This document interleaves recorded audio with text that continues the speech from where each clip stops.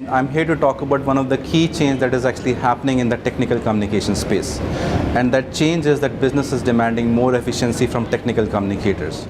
From our survey, we saw that 72% of the respondents actually said that their budgets are either stable or falling. On the other hand, if you see, technical communicators have to do a lot more. They have to cater to more languages, they have to publish their content to more devices, they also have to do more frequent deliverables because of the shorter release cycles. So there's clearly a pressure on technical communicators to do more with less.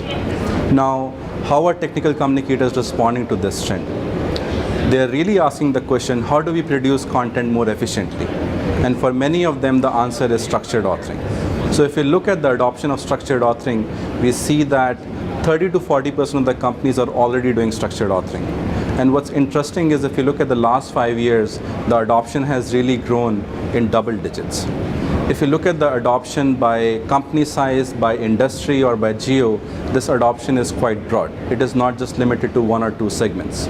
So we see that structured authoring adoption is actually here to stay, but there is a complication. And what is that complication? There is actually a skill gap which needs to be bridged. On the one hand, we have about 30 to 40% of the companies which are doing structured authoring. But on the other hand, we have only 10 to 15% of the technical communicators who have the right skill set for doing structured authoring. So there's clearly an opportunity for technical communicators to bridge this gap, learn the new tools and technologies to do structured authoring, and that's the other side of this coin. And by learning these new skills and technologies, they can be ready for the future of technical communications.